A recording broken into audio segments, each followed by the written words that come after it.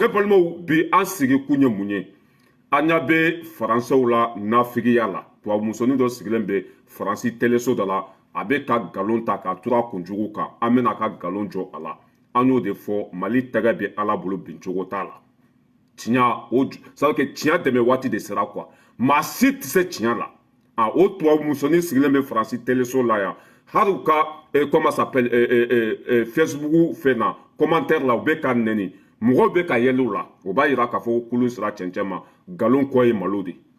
n'an tɛmɛna ka bɔ yen nɔ min ye Alizeri ye olu minnu tun bɛ ka juguw dɛmɛ Mali kan walasa an ka jamana bɛ se ka tila fila ye tellement k'an bɛ ka juguw bunte jugu bɛɛ lajɛlen bɛ k'i kunda Alizeri kan nin waati in na terroriste fɛn fɛn bɛ Mali kɔnɔ i y'a faamuya b'a la an ye caman faga o la u tɔni mun tora o bɛ fɛ ka taa yɛlɛma Alizerikaw fɛ n'i ko dɔw ka su tɛ ko ala t'i ka dugu jɛ n'an tɛmɛna ka bɔ yen nɔ min ye Niger aw bɛɛ lajɛlen b'a kalama olu ka général dɔ fana bɔra ka Mali nɛni ka Mali dɔgɔya olu bolo ko n'u ye Mali nɛni o bɛ Niger kisi attaqueli ma n'u ye Mali nɛni jihadistes na c'est que o na Niger Bazoum o na Bazoum sago kɛ mais ala bɛ ko min na o tɛ tiɲɛ Niger général bɔra ka Mali nɛni ka Burkina nɛni k'an dɔgɔya c'est que hali a su ma ko jihadistes taara Niger dugu dɔ la i y'a faamuya b'a la ka ye attaquer ka mɔgɔ caman bon comme an balimaw de ye Nizɛriw ye an tɛna nisɔndiya n'u balimaw ka saya n'u balimaw ka attaqueli ye quoi mais président min b'u kunna ani général minnu b'u bolo olu de ye Niger jugu fɔlɔfɔlɔ ye an bɛ taafu bila olu ko kɔrɔ ni waati man ta an tɛgɛ ma CDR mɔgɔw olu sara ka ban pewu u barika banna don o don mɔgɔw bɛ ka jigin ka b'u ka terrain kɔnɔ an y'o de fɔ tiɲɛ bilahi n'i ye tiɲɛ minɛ foyi tɛ s'i la mais n'i ye tiɲɛ bila bilahi malo b'a kɔfɛ CDR mɔgɔw don o don ka mɔgɔba dɔ bɛ ka jigin ka bɔ terrain kɔnɔ Sam Samabali o fana taara o b'o k'o fana nɛni cɛ taara a ma mɔgɔ tɔgɔ fɔ a ma mɔgɔ jamu fɔ i y'a faamuya b'a la a ma mɔgɔ nɛni o sigilen bɛ nin tile fila la o bɛ ka Sam Samabali fana dɔgɔya an b'an da don o la ni waati man t'an tɛgɛ ma komi nafa t'o olu la an b'olu to kɔfɛ olu barika banna olu kɛra samiya bo ye waati bɛɛ an b'olu to kɔfɛ de Zeska mete k'i fɔ k'i waleɲuman dɔn ne balimaw an ka jɛ an ka tubabu musonin dɔ lamɛn a bɛ faransi teleso la yan a bɛ ka nkalon tigɛ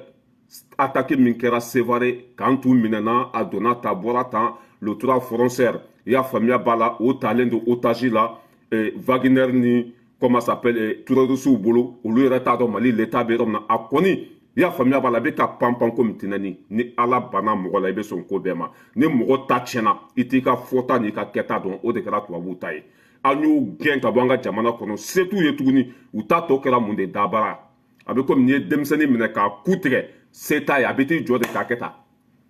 o de kɛra tubabuw ta ye se foyi t'u ye bi a se mun b'u ye bi o ye de ka nkalon tigɛ mais nkalon tigɛ tɛna Mali bɔ a taabolo kan nkalon tigɛ tɛna to ni maliyɛnw bɛ tugu aw kɔ bɛɛ bɔra tiɲɛ kalama ye wa bɛɛ kununa bɛɛ b'a dɔn k'a fɔ ko faransi de y'anw jugu fɔlɔfɔlɔ ye tɔɔrɔ min tun b'anw kan faransi de nɔ don depuis an y'u gɛn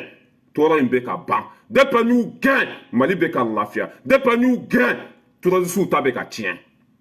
n'aw nana aw sigi faransi yan e tɛ Mali kɔnɔ foyi a k'i bɛ nkalon fara ɲɔgɔn kan malo de b'a kɔfɛ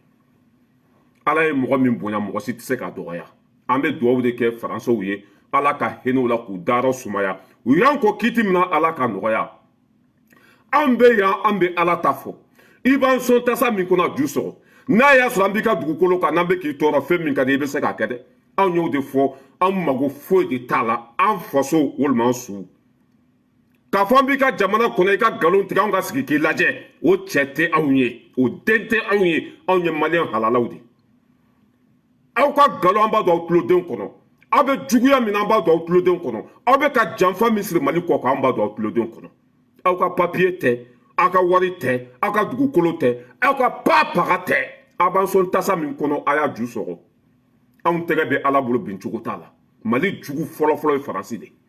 ni cɛ t'a fɔ aw ye anw b'a fɔ aw ye ka terroristes financer i y'a faamuya b'a la faransɛw don ka juguw bila u ka taa an balimaw faga faransɛw don ni cɛ t'a fɔ an b'a fɔ u b'an sɔn tasa min kɔnɔ u k'a ju sɔgɔ ka bɔ yen an tɛgɛ bɛ ala de bolo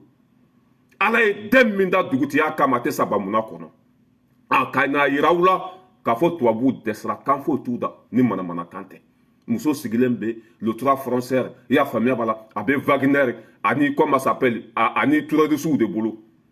ni risikaw kɛra Wagner ye aw kɔni bɛ kɛ jahanama de parce que depuis 2012 aw b'an ka jamana kɔnɔ hɛrɛ ma sɔrɔ lakana ma sɔrɔ basigi ma sɔrɔ an balimaw ma kisi saya ma mais Russie taara san kelen terroristes filɛ an y'u bɛɛ faga ka ban pewu mais aw tun bɛ n'o 12 ans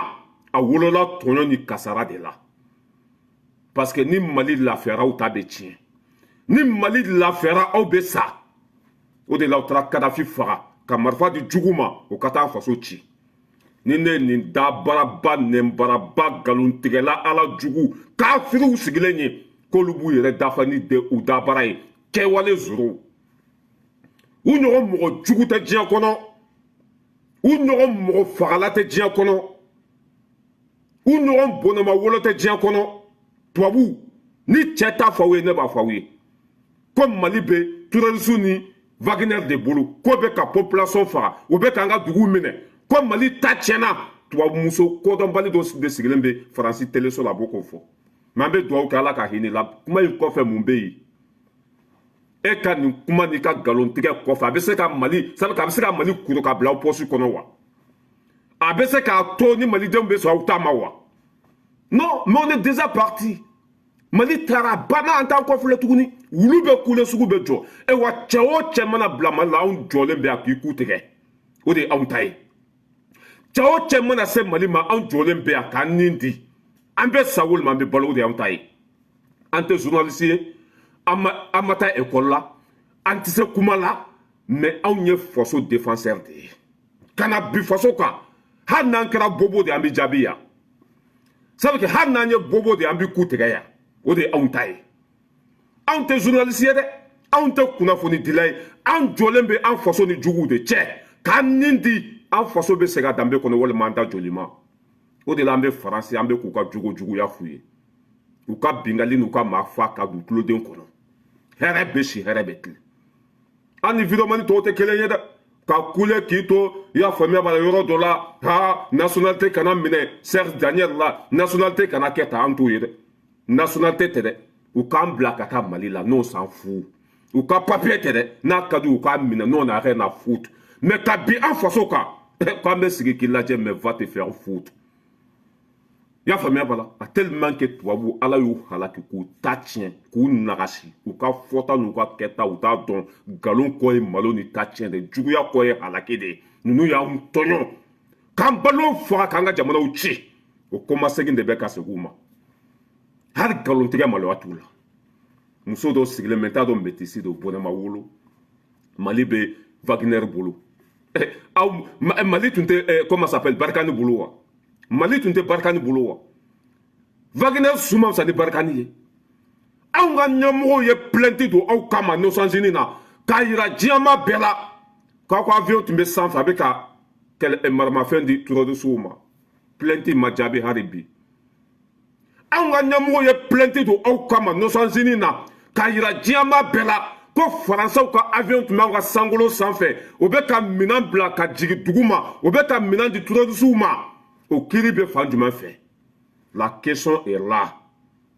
n'aw nana aw sigi ko Mali taalen bɛ Wagner bolo ko Wagner bɛ k'anw ka population faga ko Wagner bɛ k'a kɛ tan a donna tan a bɔra tan aw man jugu ni Wagner ye yan ni Wagner kɛra mɔgɔ jugu ye aw kɛra jahanama ye mais fɛn bɛ yɛlɛ aw la ɲin tɛ fɛn min da kɔnɔ an bɛ dugawu de kɛ ala ka hinɛ Faransaw la k'u dayɔrɔ sumaya aw ka nkalontigɛ tɛna to ni Mali bɛ tugu aw kɔ aw ka nkalontigɛ tɛna to ni Mali b'aw to Mali kɔnɔ aw ka kalabanciya n'aw ka nɛnbaraba n'aw ka dabarabaya o tɛ maliyɛn b'o ja k'a ta to n'an bɛ segin an kɔfɛ an jugu an b'o dɔn de sa an b'aw gɛn de hɛrɛ bɛ si hɛrɛ bɛ tilen a sera nin ma n t'i fɛ n b'i fɛ a sera kɛlɛ ma wa anw de ko an t'aw fɛ o kɛlɛma yɔrɔ bɛ min a y'an to yan ka lafiya mais o tɛ se ka jɛ an kɔ an de b'u balo u balo bɛ bɔ anw de fɛ an ka muso nafigiden in lamɛn a lamɛn parce que c'est une autre lame de fond et qu'est-ce qu'elle va vite Le Sahel devient une zone perdue quelques mois après le retrait des troupes françaises. Les djihadistes avancent à toute vitesse. Oui, là je vois même pas comment c'est possible de revenir en arrière. Vous avez énormément parlé de la zone des 3 frontières. Là vous avez le Mali. On va commencer par le Mali, on va faire dans l'ordre, mais imaginez que tout le Sahel va être en gros partagé entre les mercenaires Wagner et les djihadistes, parce que je ne vois pas où est-ce que l'État. Le Mali, vous voyez, le Mali on connaît, on n'est pas loin. Là je vous ai mis la frontière mauritanienne parce que là aussi d'habitude c'est dans le sud du Mali, le sud-est que vous avez, la plupart autour de la zone des frontières avec le Burkina. Amba la jɔ fɔlɔ k'a ka galon kun fɔlɔ k'o jɔ a la ko tura frontière yɔrɔ la k'a bɛ Wagner de bolo ani comment ça s'appelle État islamique n'o ye terroristes ye comme u yɛrɛ de ye terroristes o tɛ fɛ k'o fɔ o bɛ to k'a fɔ ko jihadistes walima État islamique a bɛɛ galonfin terroristes de bɛ an bolo ye ko le tura frontière k'a bɛ Wagner de bolo ani terroristes bolo k'olu yɛrɛ t'a dɔn ko Mali l'État bɛ yɔrɔ min na. Ewa ko Wagner bɛ k'an ka dugu bɛɛ minɛ Wagner bɛ k'an c'est-à-dire que Mali territoire bɛɛ minɛ Ala ma ye kira ma ye tiɲɛ t'a la ninnu ka laɲini tɛ foyi ye i y'a faamuya b'a la c'est-à-dire que a ka fɔ dɔrɔn anw ye Barikani gɛn Mali dɛsɛra u ka laɲini bɛɛ filɛ nin u ka laɲini tɛ foyi ye anw ye Barikani gɛnni min kɛ i y'a faamuya b'a la tasuma ka Mali minɛ u ka fɔ ka c'est-à-dire que diɲɛmaaw ka fɔ jɔyɔrɔ tun bɛ comment ça s'appelle Barikani na u ka sɔrɔdasi kolo minnu tun b'an bolo olu gɛnni de ma bɛn o ma o ka laɲini tɛ foyi ye bi tasuma ka Mali bɛɛ minɛ Mali bɛɛ ka ci n'o kɛra mɔgɔw n'a fɔ jaa jɔyɔrɔ tun bɛ Barikani na mais Ala t'aw sago kɛ aw de ye jugu fɔlɔ ye a preuve bɛɛ a dalilu bɛɛ Sogɛli y'a fɔ an ka ɲɛmɔgɔ bɛɛ y'a fɔ plainte donna aw de tun bɛ ka juguw dɛmɛ aw de tun bɛ ka maramafɛn d'u ma aw de bɛ dumuni d'u ma aw de bɛ duguw jeni su fɛ aw de taara mɔgɔ 100 kɔ faga Buguni mais ni ne ye nin nɛnbaraba ni nin dabaraba ninnu sigilen ye n'Ala ye mɔgɔ halaki i bɛ sɔn ko bɛɛ ma o de kɛra tubabuw ta ye maliyɛnw tɛ reculer u tɛ segin kɔfɛ aw kuma kan a bɛ don yan a bɛ bɔ yan aw minɛna aw b'o kun n'a bɛna mun de fɔ anw ye a ko Mali ko le trois français k'a bɛ Barikani comment ça s'appelle Wagner ni fɛn de bolo terroristes bolo Wagner su ma fisa n'aw ɲɛnama ye Wagner o su ka fisa n'aw ɲɛnama ye komi kan t'aw da tuguni Russie l'État de bɛ an bolo Russie ka sɔrɔdasiw de bɛ an bolo an y'aw fɔ aw ye siɲɛ joli ko Wagner tɛ yen mais u b'u n'u sigi ko les mercenaires Wagner ko de bɛ ka Mali bɛɛ ta otage la bi olu de bɛ ka population faga mais aw kɔni ma population faga de aw ma terroristes dɛmɛ yan mais ko u yɛrɛ sɔnkolon o b'o de ta ka nɔrɔ mɔgɔw la u yɛrɛ jogo o b'o de c'est que olu bolo ko bɛɛ bɛ komi olu ɲɔgɔn olu bolo ko kunkolo b'u kelen de la mɔgɔ si tɛ fɛn dɔn anw ye banabagatɔw de hakili t'aw na ka réfléchir o y'anw kɛ bagan de ye quoi aw minɛna aw b'o kunna ye aw bɛ k'an balimaw faga aw bɛ k'an ka duguw jeni aw bɛ ka maramafɛn di juguw ma o dalilu sɔrɔla yan Wagner su ma fisa n'aw ɲɛnama ye maa si ma aw ye ça veut dire que aw y'aw ka fɛnw sɔrɔ yan aw ka kojugu n'aw ka baara jugu sɔrɔ yan mais aw bɛ ka Wagner ka baara jugu minnu sɔrɔ pour que aw tɛ na n'a dalilu ye Wagner bɛ ka nin kɛ a preuve filɛ Wagner bɛ ka nin dugu ci o bɛ ka nin dugu attaquer dalilu filɛ nin komi aw ko se bɛ o y'a da baara ka bɔ a nɛn baara ka bɔ mais preuve kelen o tɛ se k'a jira ko Wagner ye nin kɛ walima Russie sɔrɔdasi ye nin kɛ o tɛ se ka preuve kelen jira ka mɔgɔw la fitinɛ k'u bila Russiw la on n'est pas con on n'est pas bête on n'est pas des lâches an bɛ taa de an t'an kɔfilɛ tuguni wulu bɛ kule sugu bɛ jɔ n'Ala ye mɔgɔ halaki i bɛ sɔn ko bɛɛ ma tellement que ninnu ta tiɲɛna u malola i y'a faamuya b'a la o bo bɛ ɲini ka ja u kɔnɔ pétrole t'u bolo sanu t'u bolo jama t'u bolo foyi t'u ka dugukolo duguma ni falibo tɛ hali falibo yɛrɛ t'u ka dugukolo duguma u bɛ balo mɔgɔ sogo de la an y'u gɛnni min kɛ u ka laɲini tɛ foyi ye depuis Wagner depuis Barikani taara Mali dɛsɛra Mali cira Barikani de y'a to ni Mali ma ci or que Barikani tun bɛ yen don min na lakana dan tun ye Bamako de ye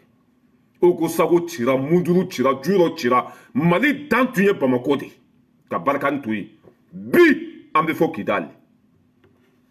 Ala ka barika don Wagner la komi aw ko Wagner de bɛ yen Wagner bɛ yen après ça mun bɛ yen Wagner bɛ yen u k'an ka dugu minɛ après ça mun bɛ yen Wagner bɛ yen u k'an ka duguw bɛɛ ci aw ka mun de b'a la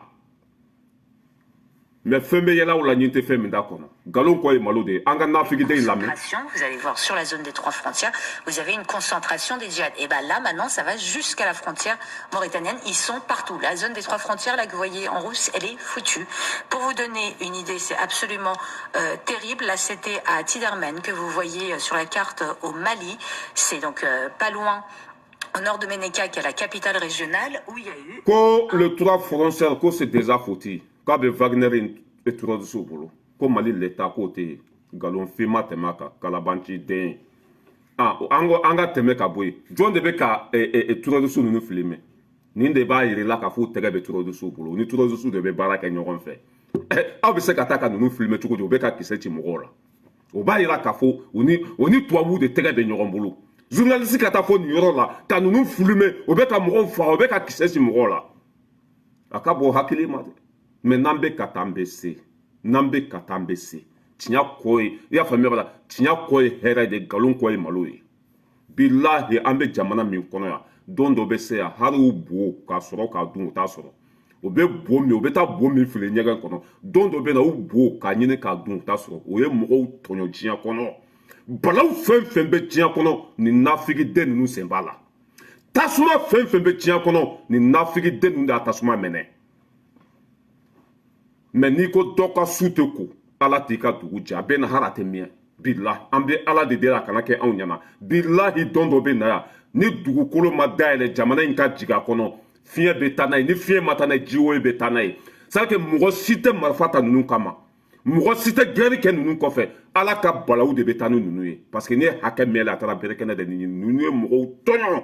diɲɛ dugukolo o tɛ mɔgɔ si ka lafiya fɛ o tɛ mɔgɔ si ka hɛrɛ fɛ olu tɛ fɛ hali u ka wulu ka sa mɛ olu de bɛ k'anw balimaw faga olu tɛ fɛ hali balawu kelen ka wuli u ka jamana kɔnɔ mɛ olu da de bɛ mɔgɔw ka ko la olu de bɛ ka mɔgɔw kun kari ɲɔgɔn na 3 frontières kana minɛ dɛ mali bɛɛ ka minɛ aw ka mun b'a la ni maloya bɛ aw la aw kan k'aw da don mali ko la tuguni aw minɛna aw bo kunna aw gɛnna ka bɔ mali kɔnɔ aw kɛra ɲuguntanfɛn ye afiriki kɔnɔ bɛɛ bɛ aw jogo dɔn bɛɛ bɛ aw sugu dɔn bɛɛ bɛ aw kulɛri dɔn aw man k'aw da bɔ afiriki ko la ten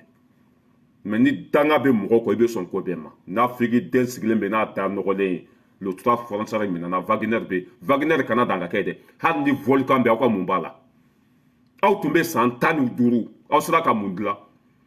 aw sera ka mun kɛ foyi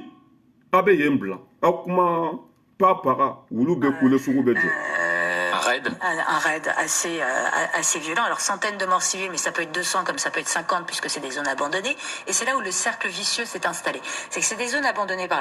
l'État central. D'accord? Il n'y a pas d'impôt de levée, les gens sont à l'abandon, il n'y a pas d'école. Les djihadistes arrivent. D'accord? La première chose qu'ils font, c'est évidemment installer la loi, donc la charia, la loi islamique, et de lever la zakat, qui est l'impôt islamique. C'est peut-être la première fois depuis des années que ces villageois payent un impôt. Et là, quelque part, ils sont reconnaissants aux djihadistes d'organiser un semblant d'ordre, ce qui n'existait pas, donc rassurés. Donc quand après les djihadistes viennent voir dans ce village en disant mais on a besoin maintenant d'hommes pour venir avec nous, bah, ils payent l'impôt, il y a un semblant d'organisation, lequel est islamique, on apprend que vous transformez en cochon si vous écoutez de la musique, mais il n'empêche, ils donnent leur monde parce que là, au moins, il y a un semblant d'État. Et c'est ça, le cercle vicieux qui continue. Et là où c'est très grave au Mali, c'est que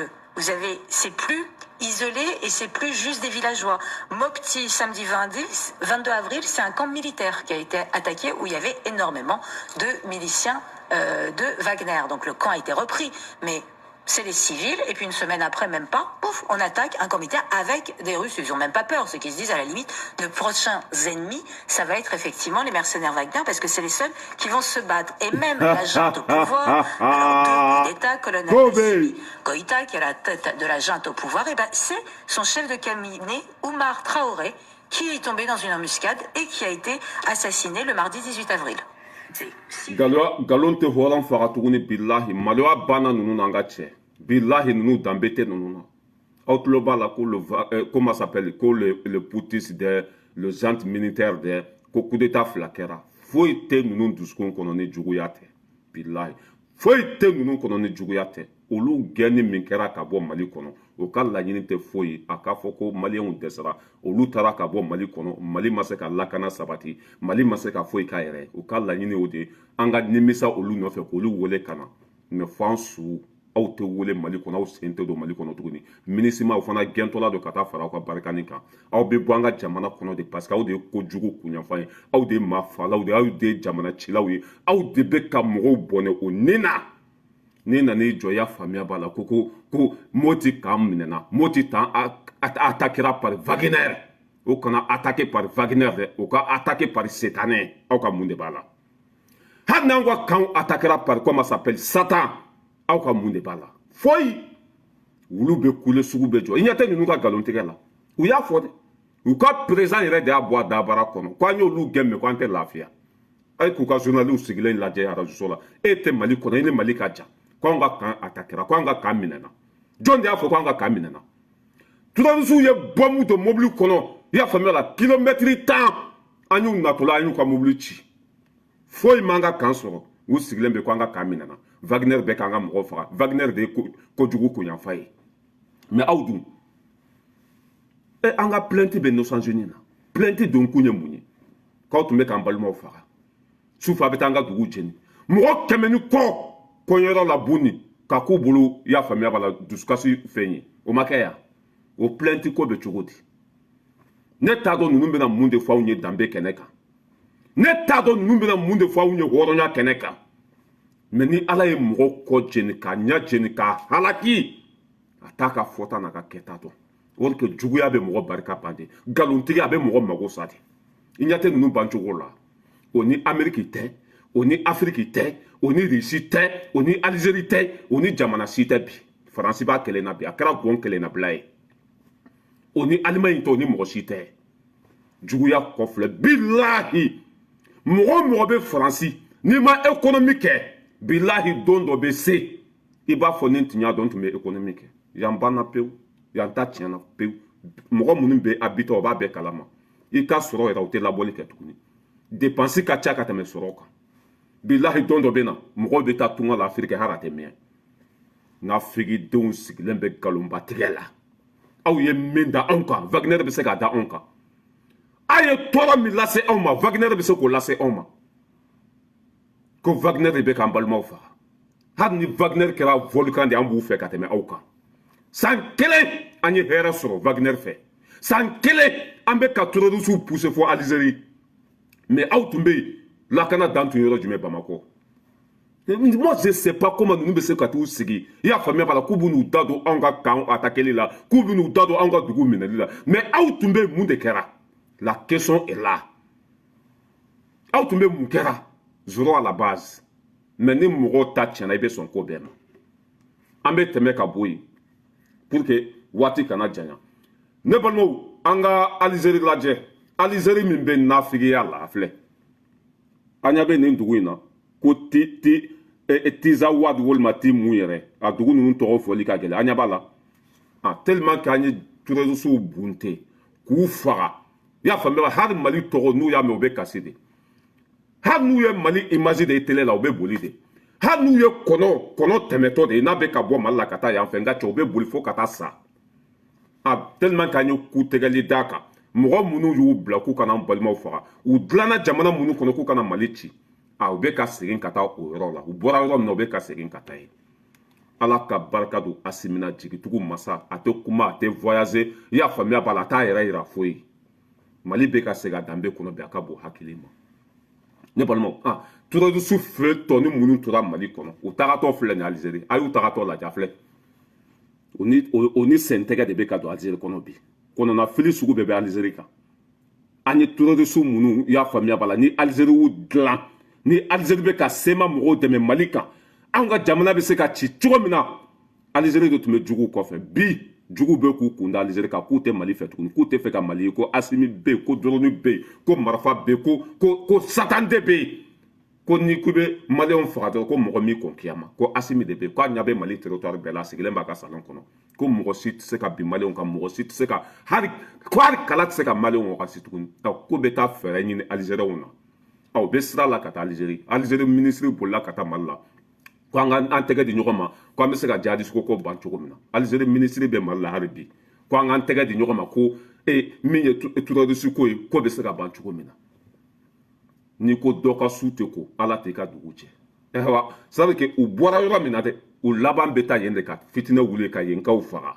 fo n'a y'a sɔrɔ ala ko tɛ tiɲɛ dɛ ayiwa o bɛɛ ka taa alizeri kɔnɔ bi o bɛɛ ka don n'u ka marifa alizeri kɔnɔ bi o bɛɛ ka alizeri fan bɛɛ minɛ bi mali o bɛ ka mali ye k'a to yen parce que tasuma kami de bɛ bin tɛ se ka kɛ anw ka tuguni aradari bɛ yen i y'a faamuya sateliki bɛ yen drone bɛ yen mɔgɔ si tɛ se ka tugu ɲɔgɔn kɔ moto la tuguni o banna a sisan o ye ɲɔgɔn dalajɛ o toni min tora mali kɔnɔ mali ka kalan burukina ka kalan o bɛ ka taa alizeri de kɔnɔ bi a pɛrɛfu bɛɛ filɛ nin a filɛ alizeri minisiri bolila ka taa mali kɔnɔ k'an k'u dɛmɛ parce que olu tɛ se jihadisiko kɛlɛ la o olu man kɛ o tɛ ko kalama mali degera la mali b'u minɛ cogo dɔ mali b'u faga cogo dɔ o bɛ wo fɛn fɛn kɔnɔ mali b'a dɔn o don an taara sankami jugo ka dɔgɔnna dugu ninnu na u tɔni minnu tun bɛ an y'u bɛɛ faga a minnu tun bɛ ka bɔ alizeri fɔlɔsɛri la ka na u y'a mɛn k'a fɔ k'u tɔɲɔgɔn bɛɛ sara o ni kalaman bɛ ka segin ka taa alizeri tuguni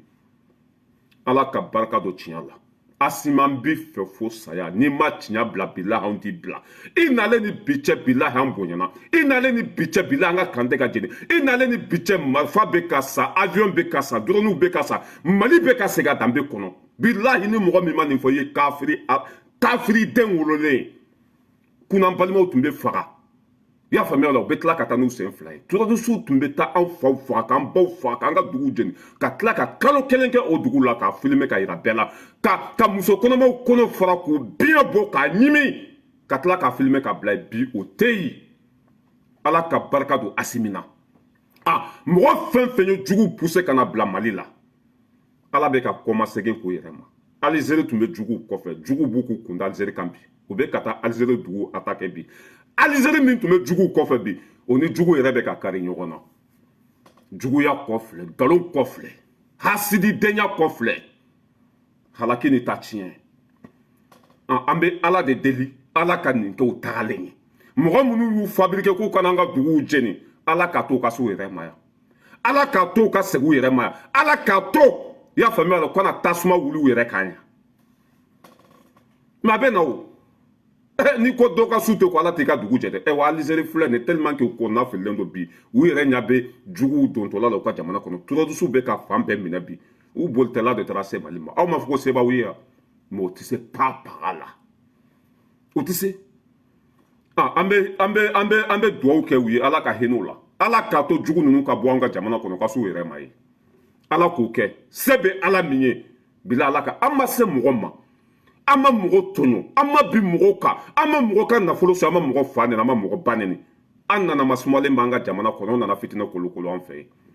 an b'a ɲini ala fɛ ala min tɛ sunɔgɔ an b'a ɲini ala fɛ jɛɲɔgɔn tɛ ala min na mɔgɔ minnu ye tasuma wuli an ka jamana kɔnɔ ala ka tasuma in faga an ka jamana kɔnɔ ka taa wuli u yɛrɛ ka jamana kɔnɔ ye ala k'o kɛ se bɛ ala min ye an bɛ tɛmɛ ka bɔ yen an bɛ na nizɛri an ɲɛ bɛ nizɛri fana la mɔgɔ kana yɛlɛ ni balima ka tɔɔrɔ ye mɔgɔ kana nisɔndiya ni balima ka tɔɔrɔ ye nizɛri y'anw balimaw de nizɛri y'anw sigiɲɔgɔnw de nizɛri ye anw dɔw de mɛ nizɛri président ye terroriste de ye nizɛri général ninnu bɛɛ ye terroriste de ye fasoden jugu do faso kumasuludenw do tubabu jɔnw do u bɛ tubabu de ka baara la nizɛri général min bɔra ka taa mali nɛni hali a su ma ko ala ye keri tigɛ Niger général bɔra ka bi mali kan ka bi burkina kan i y'a faamuya b'a la k'anw dɔgɔya fu ala min tɛ ji tɔ nɔnɔ la bilahi hali a ma ɛri 10 bila o ni ɲɔgɔn cɛ ale bɔra k'a nɛni même pas ɛri 10 tasuma wulila u yɛrɛ ka jamana na ale bolo n'a taara anw nɛni ka anw dɔgɔya a b'u kisi juguw tɔɔrɔ ma dɔ de farala kan ala de ye faama ye dɛ o de la n y'a fɔ bɛɛ an ka to tiɲɛ kɔ an ka tiɲɛ dɛmɛ bilahi foyi tɛ se tiɲɛ la tiɲɛ ye ala de ye nizɛri général kunturu ka bɔ ka mali dɔgɔya fu an taamasiw ma foyi an tɛ ɲɔgɔn ye sira la mɛ u bɛ tubabuw de ka baara la kɔ filɛ nin u bɛ ka tubabu minnu dɛmɛ o ma terrorisiw natɔla u ka dugu jeni a filɛ attaque kɛra dugu min na ani barikani ka base yɛrɛ man jan ani barikani bɛ yɔrɔ min na a man jan filɛ ka taa dugu k'a bɛɛ ci k'a bɛɛ sakaze hali sɛ ma wuli ka bɔ a fan kan ka taa dugu k'a ci k'a jeni ka tila ka tɔ n'u sen fila ye foyi ma bɔ a la ala tɛ sunɔgɔ dɛ bilahi ala tɛ ju tɔ nɔnɔ la mɔgɔ mɔgɔ ni ma juguya dabila mɔgɔ mɔgɔ ma fara mali ni burukina la fɛn bɛ yɛlɛ i la ɲin tɛ fɛn min t'a kɔnɔ bilahi cɛ o cɛ n'i ma fara Mali ni Burkina la bilahi fɛn bɛ yɛlɛ i la ɲin tɛ fɛn min t'a kɔnɔ an bɛ tiɲɛ de kan an ma foyi ɲini an balimaw ka lafiya an ma foyi ɲini an balimaw ka kisi joli bɔ ma n'aw ko k'an kana lafiya ala bɛ doni sigi aw kun doni min b'a to n'a bɛ ɲinɛ anw kɔ Niger attaque bɛ ka kɛ bi a ka bon hakili ma depuis cɛ bɔra ka anw nɛni hali a su ma ko duguw bɛ ka jeni duguw bɛ ka attaquer juguya kɔfilɛ nkalon kɔfilɛ nkalon kɔfilɛ juguya kɔfilɛ ni tubabuw taara aw bila k'aw k'anw dɔgɔya mais pour que aw tɛ ka lakana sabati aw yɛrɛ ka dugu la pour que aw tɛ k'aw dɛmɛ mais fali bo ni baganden ni banyɛrɛyew don ninnu ban'u yɛrɛ la de ka ban u yɛrɛ la Niger population fana ne yɛrɛ t'a dɔn fɛn fɛn b'olu fana la Niger population bilahi ka Bazoum to aw ka jamana kunna bilahi fɛn bɛ da aw ka population kan garankɛ ma min da bagolo kan aw kana wuli k'aw jɔ maliyɛnw jɔra ka bɔ a bɔ yen i y'a fɔ burkinabɛw jɔra ka dɔ in bɔ yen aw sigilen b'aw ka jamana kunna terroriste b'aw ka jamana kunna jɔnden u b'aw ka jamana kunna hɛrɛ tɛ yen aw balimaw bɛ ka sa aw sigilen bɛ k'u lajɛ mais an ka taa n'an bɛ ka taa an bɛ se an ka taa dɔrɔn n'an bɛ ka taa an bɛ se ala k'o tiɲɛ don n bɛ tɛmɛ ka bɔ yen pour que waati kana janya ne balimaw an ɲɛ bɛ CDR mɔgɔw la u ka ɲɛmɔgɔba n'o ye Arasba Cidi Sakoba a bɛ kaso bonba la nin waati in na mun de y'a lase kaso la faso kumasuludenya baso kumasuludenya fasoden juguya o de y'a lase kaso la a ye Mali ko bila ka taa tubabuw ka wari minɛ ka Bubu ka wari minɛ k'a bɛ tila tuguni ko kana bɔgɔ vɛri kɛ mɔgɔw ɲɛna Bubu man ɲi Bubu ka ɲi IBK man ɲi IBK ka ɲi Karim Keta man ɲi Karim Keta ka ɲi nkalon kɔ filɛ nin cɛ bɛ kaso la condamné jusqu'à la mort san 10 t'a labɔ kaso la san 20 t'a labɔ kaso la nin kaso kelen nin kuntala ka jan Asimi bɛ taa retraite la ka to kaso la Asimi bɛ taa i y'a faamuya b'a la foro la ka to kaso la bilahi a tɛ bila sisan ayiwa foyi tɛ se ka bɔ kaso la a fa kana dan ka ɔrɔbu don dɛ a fa ka jacket yɛrɛ don a tɛ bɔ sabu a tɛ bɔ kaso la a nkalon kɔ filɛ an bɛ bɔ min kalama Arasa tagalen kaso la o taara dɔ fana ta carré kɔnɔ ko Alu Ture ka t'o fana bila Bubu Media kɔnɔ comment ça s'appelle radio so de tɔgɔ Renouveau FM an b'a fɔ o de ma ko Bubu Media parce que den langolo in bɛɛ bɛ kuma yen de faso kumasuluden bɛɛ bɛ kuma yen de diplôme tɛ mɔgɔ minnu bolo olu bɛ taa kuma yen de mɔgɔ minnu ma journaliste kalan olu bɛɛ bɛ taa kuma Bubu Media de kɔnɔ parce que Bubu de ta don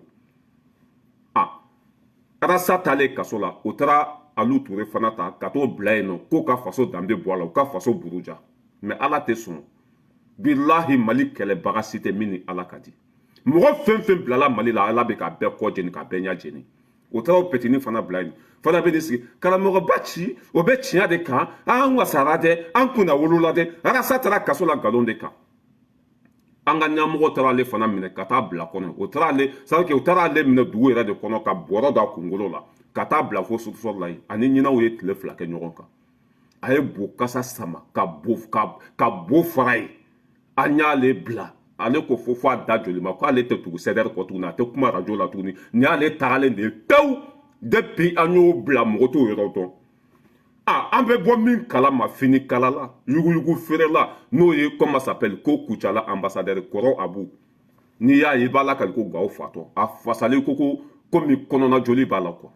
o y'o fana fara ɲɔgɔn kan ani ko Zanbe Konate walima Zanbe mu lɔgɔ cilaba in olu de taara ɲɔgɔn dalajɛ sisan k'olu bɛ taa kuma Renouveau la Mali y'a don ta Haidara ka ɲi nin man ɲi an ka faamaw dɛsɛra donna tan a min ye maison de presse ɲɛmɔgɔ ye n ka cɛ an ka faamaw y'u bila k'a ka ninnu ɲininka mɔgɔ minnu bɛ kuma radio la diplôme b'u bolo wa u y'a kalan kɛ wa u y'a formation kɛ wa lɔgɔ cila ni fini kalala ka t'i sigi k'olu bɛ journaliste kɛ a diplôme t'a bolo a se tɛ aw ye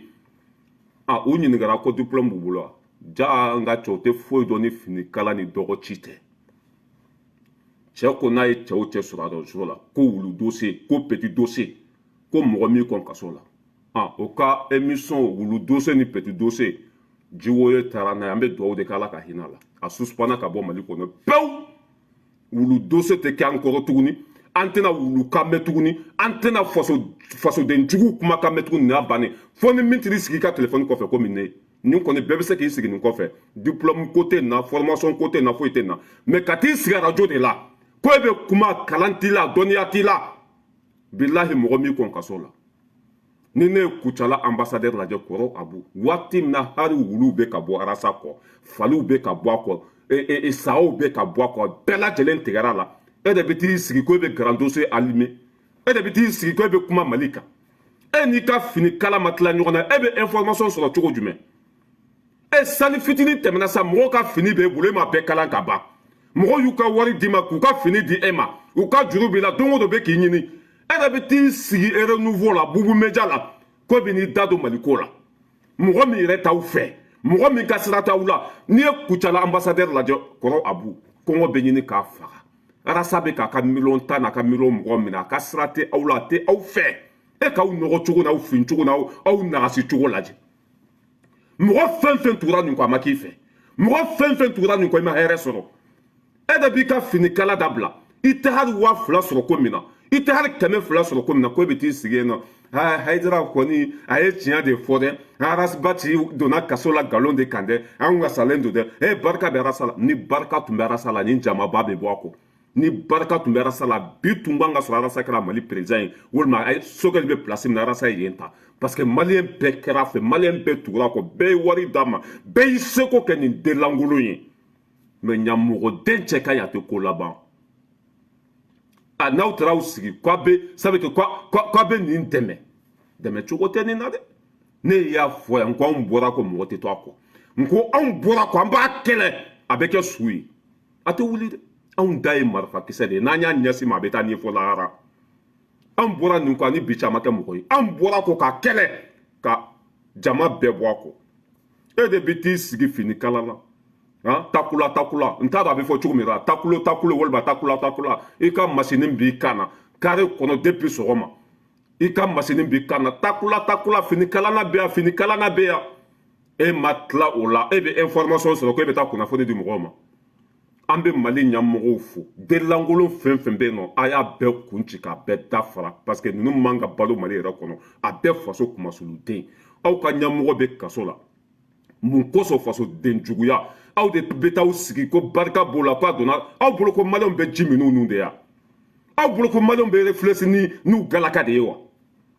kuma fɛn fɛn bɛ bɔ aw ka ɲɛmɔgɔ da sannen don a bɛ Faransi ka baara la a bɛ Alasani ka baara la a bɛ Bubu ka baara la a bɛ Karimu Keyita ka baara la aw de bɛ n'aw sigi k'aw b'o dɛmɛ sanction taara o kama renouveau n'o ye dangaden fɛn fɛn ye nɔ k'e bɛ t'i sigi ka faso buruja renouveau yɛrɛ de bɛ datugu nin sen ne y'a fɔ yan ko ka bubu média in datugu diplôme tɛ mɔgɔ min bolo renouveau ɲɛmɔgɔ sigilen don k'olu lajɛ olu ka taa kuma ye vidéoman kɛyɔrɔ don wa vidéomaniw ka so don wa ne y'a fɔ yan k'u k'a datugu a ɲɔgɔn radio so kolon tɛ Mali kɔnɔ a ɲɔgɔn télé so kolon tɛ Mali kɔnɔ dangaden bɛɛ bɛ tɛmɛ yen de mais nin ye renouveau in bilahi fɛn bɛ yɛlɛ aw la ɲin tɛ fɛn min da kɔnɔ fɛn bɛ yɛlɛ aw la ɲin tɛ fɛn min da kɔnɔ a ye dangaden ninnu la passer arasaba cɛ a y'o to i ka faso dɔgɔya ye a bɛ t'i sigi ka nkalonbaw tigɛ ka faso nɛni renouveau yɛrɛ ɲɛmɔgɔ tɛ se ka kuma minnu fɔ arasa tun bɛ t'o fɔ ye aw bɔra o la sa a bɛ ka sagaw de fara ɲɔgɔn kan k'u ka taa kuma ye saga bɛ se ka kuma cogo jumɛn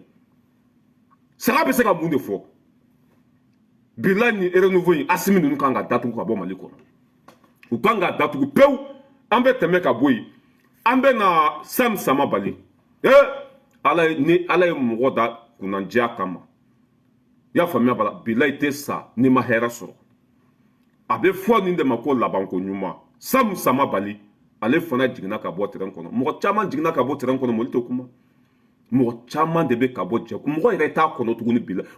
Abicha mun y'a fɔ yan n bɛna video ɲini ka na o ko comité tɛ yen mɔgɔ 5 bɛ sɔrɔ min kɔnɔ comité tɛ yen mɔgɔ 2 bɛ sɔrɔ min kɔnɔ Sam Sama Bali o fana jiginna ka bɔ terrain kɔnɔ o bɛ ka nɛni cɛ bɔra nkalon kɔ ka tugu tiɲɛ kɔ ka k'a faso fɛ a bɔra ka tɔn kɔnɔ a ma mɔgɔ tɔgɔ fɔ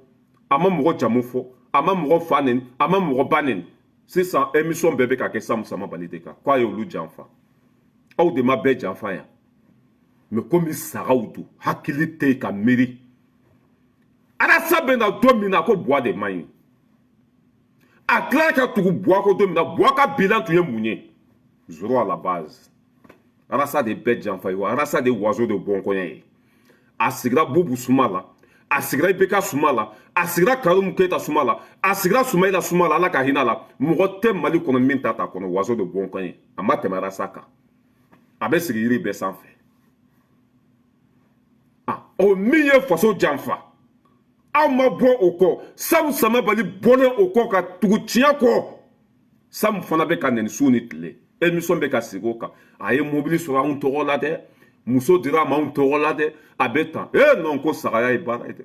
ni Sam Samabali tun bɔra aw kɔ komi anw bɔra aw kɔ cogo min na ka tila k'aw ɲɛsin aw ma k'aw kɛlɛ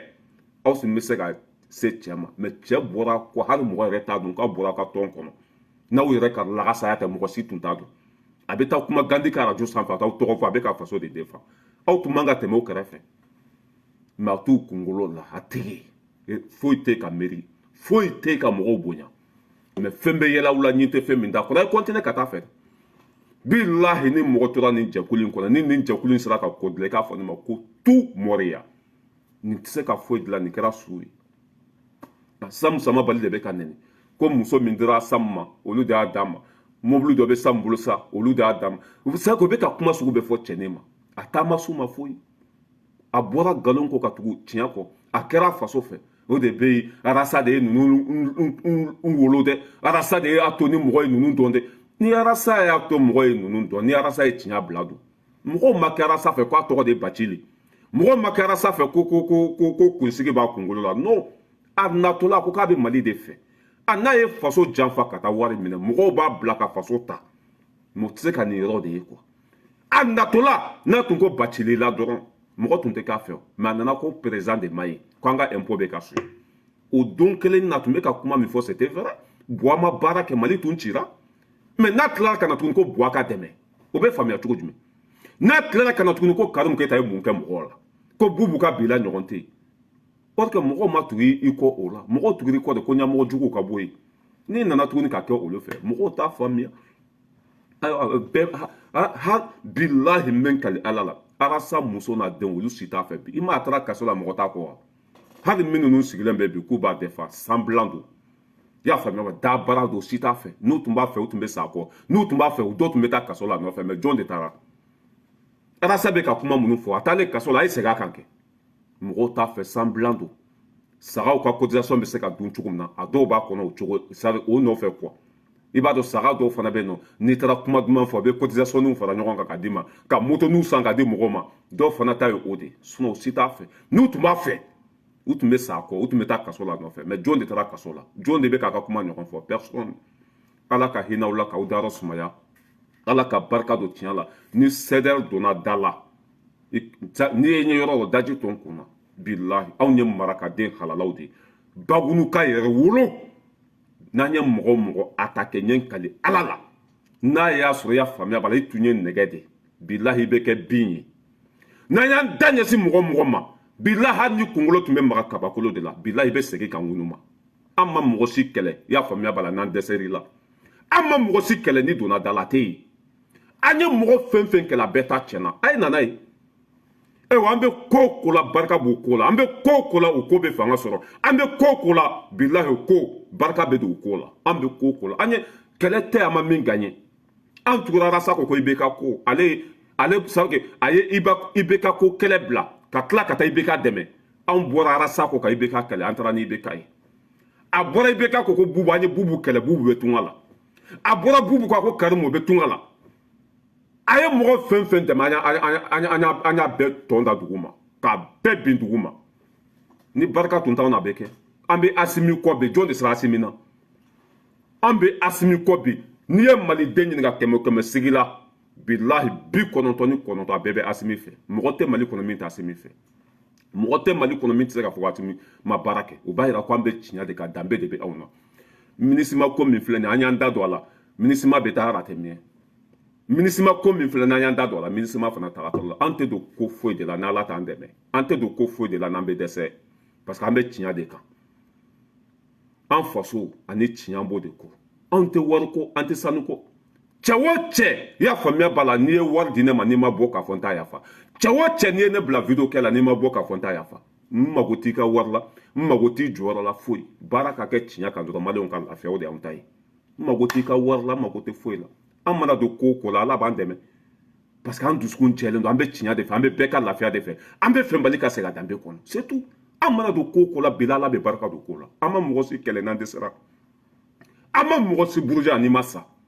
an ma mɔgɔ si kɛlɛ yan n'i tɛ lahara a bɛɛ mago sara arasa filɛ nin an y'o kɛlɛ a tɛ n'i kaso la jama t'a kɔ tɔgɔ t'a la sanga t'a la mɔgɔ min tun kan ka kɛ président ye 2023 an bɛɛ ko k'a ka kɛ président ye o de filɛ nin hali wulu t'a kɔ bi hali saga o t'a kɔ bi o b'a yira k'a fɔ anw ye duwawudenw de ye anw ye halaladenw de ye n'an donna ko o ko la an bɛ nɔ bɔ n'an donna ko o ko la bi la an b'o kɛlɛ kɛ fɔ a dan cɛ o cɛ n'i ma fara anw na i bɛ malo an bɛ aw ni tiɲɛ de cɛ e mɔgɔ minnu bɛ bɔ ka video kɛ wari ko tɛ sanu ko tɛ ka faso dɛmɛ hi sabililahi mɔgɔ hali nin kalo min filɛ nin ye ne ka forfait taara fo 160 euros de la ne ka forfait n bɛ video kɛ ni n ka forfait ye tuma dɔ la a bɛ dépasser n'i bɛ video télécharger i y'a faamuya b'a la ka whatsapp groupe fɛ maliyɛn bɛɛ bɛ ka ne ladon a ka whatsapp groupe kɔnɔ o whatsapp groupe ninnu o vocal ninnu téléchargeli o vocal ninnu lamɛnli a b'i ka forfait bɛɛ de jeni nin kalo la ne ka forfait taara fo 20 ni kɔ de la jɔn de b'a sara ne ye jɔn de b'a di ne ma mais an bɛ ka nin bɛɛ kɛ faso de kama e bɛ se k'anw kɛlɛ cogo jumɛn e bɛ se k'anw bin cogo jumɛn e bɛ se k'anw mago sa cogo jumɛn anw de bɛ ka bɔ an kun ka don faso la an bɛ ka faso dɛmɛ hi sabililahi bɛɛ ka hɛrɛ kama n'e nana ko e b'an dɔgɔya i bɛ taa min n'e nana ko e b'an dɔgɔya i bɛ taa min an bɛ ka wari min don faso ko in na an bɛ ka sɛgɛn min ye faso ko la ka video dɔrɔn kɛ bilahi fɛn man jugu ka tɛmɛ a kan kuma bɛ mɔgɔ sɔn tigɛ de kuma bɛ mɔgɔ halaki de kuma bɛ mɔgɔ ta tiɲɛ de ka tila tuguni ka information ɲini i y'a faamuya la ka video partager ka mɔgɔw dɛmɛ n ka cɛ an sara bɛ ala de bolo bilahi ne bɛ min dɔn forfait la sisan téléphone fila de filɛ n bolo téléphone fila de filɛ n bolo a filɛ téléphone fila jɔn de y'a san ka di an yɛrɛ de y'a san mun kosɔn mali ko sinon téléphone kelen bɛ ne bɔ nin téléphone filɛ nin ye ne ye nin san 1200 euros S21 faso dɛmɛli kosɔn n'aw nana aw sigi ko an tɛ tiɲɛ kan o t'aw da sago ye yan an bɛ fɛn ka min tɛ tiɲɛ yɛrɛ ye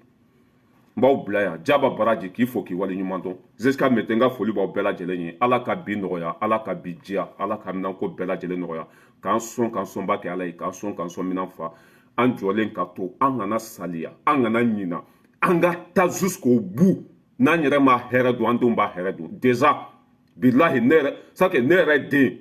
bilahi a bɛ k'a fɔ papa a bɛ sira min kan sira ɲuman don ne yɛrɛ den moins de 10 ans a bɛ k'a fɔ an bɛ sira min kan ko sira ɲuman don n'anw dɛsɛra olu fana bɛ na jɔ hali ni musow don hali ni cɛw don olu fana bɛ jɔ an bɛ sira min kan ka faso defa u wolola yan de n'u bɛ faso fɛ ka tɛmɛ anw yɛrɛ kan bilahi den minnu wolola faransi kɔnɔ bi na i b'u ɲininka u tigɛlen bɛ makɔrɔnna u b'u faso de fɛ bɛɛ bɛ ka kunu n y'a tɛ maître Gims la maître Gims a ma bɔ k'u tigɛ yan maître Gims bɛɛ de bɛ ka kunu bɛɛ bɛ ka ban o la hali den minnu bɛ ka wolo yan bi o bɛɛ bɛ ka tigɛ o la an ka taa n'a ye bilahi n'anw dɛsɛra an denw bɛ tɛmɛ n'a ye an kana bila dɛ an kana sali an ka taa n'a ye hɛrɛ b'a kɔfɛ kunnawolo b'a kɔfɛ lafiya b'a kɔfɛ hɛrɛ sugu bɛɛ bɛ anw de bolo mais o ye anw kumaniya hɛrɛ ma i y'a faamuya b'a la k'an ɲɛ siri k'an sen siri k'an bolo siri k'an ka hɛrɛ bɛɛ cɛ ka n'u faso jɔ an kununen min filɛ nin ye n'an y'an jɔ an jɔyɔrɔ la bilahi an bɛ tɛmɛ o la u bɛ tila ka visa ɲini ka taa anw fɛ n'o ma kɛ i k'a fɔ ma tu ɲamɔgɔden tagatɔ filɛ hakɛto bɛ kuma kɔnɔ wasalaam merci